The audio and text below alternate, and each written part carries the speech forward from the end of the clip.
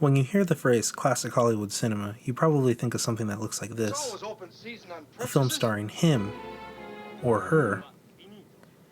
But the classic Hollywood cinema is merely a set of conventions used to define one style of film narrative. They were supposed to be inconspicuous. You asked for plain clothes. It'll usually involve a goal-oriented protagonist, an antagonist that's keeping them from their goal, characters that act as causal agents for the plot, and finally, closure. It may not seem like Eternal Sunshine of the Spotless Mind plays by anyone's rules other than its own. It deviates from the traditional linear plot structure of the classic Hollywood cinema, opting instead for something more stylized. However, the handling of its narrative structure in relation to its characters help push the plot forward in a way that's more striking and meaningful. We've already seen how the film starts. We are restricted to Joel's point of view. By starting this way, we are able to learn about Joel, and the film's protagonist is established. After the film's opening, we are met with a completely different narrative approach. We are given unrestricted story knowledge as the plot takes on a parallel plot structure. One plot revolves around Lacuna and the employees as they attempt to erase Joel's memories. The other focuses on Joel as he relives those memories. By separating these two plots, the film is able to illustrate who we should be rooting against and who we should be rooting for. It's the convergence of these two plot lines that gives the film's opening context and the film's conclusion emotional weight. Clementine Krasinski here to erase Joel Barish. What is this? But we'll get back to that.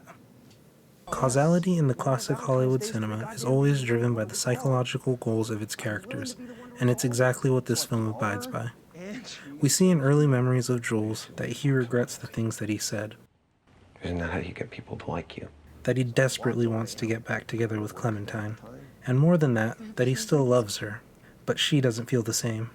She still feels hurt and impulsively decides to seek the help of Lacuna.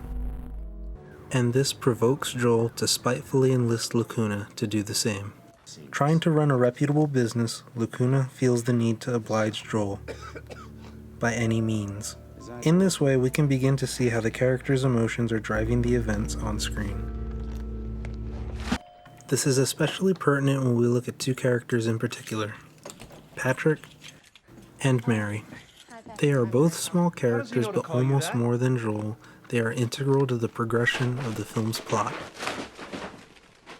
Patrick worked on Clementine, and like Joel, instantly fell in love. It's these feelings that led him into pursuing a relationship with Clementine. It's his ineptness that causes Joel to become aware of the procedure, and his talking with Clementine that reminds Joel of his initial psychological goal. All of which culminates towards the film's transition into a chase. We see Mary treated the same.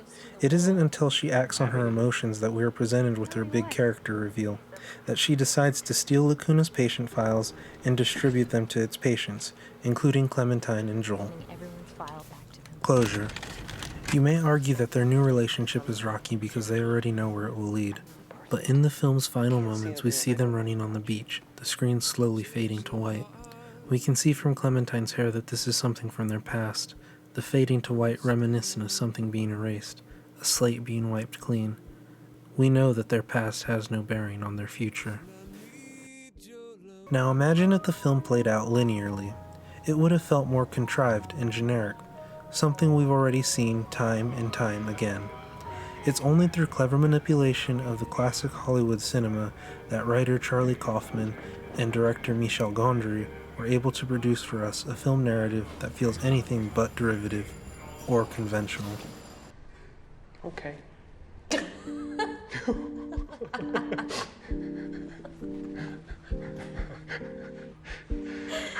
Change your heart. Look around.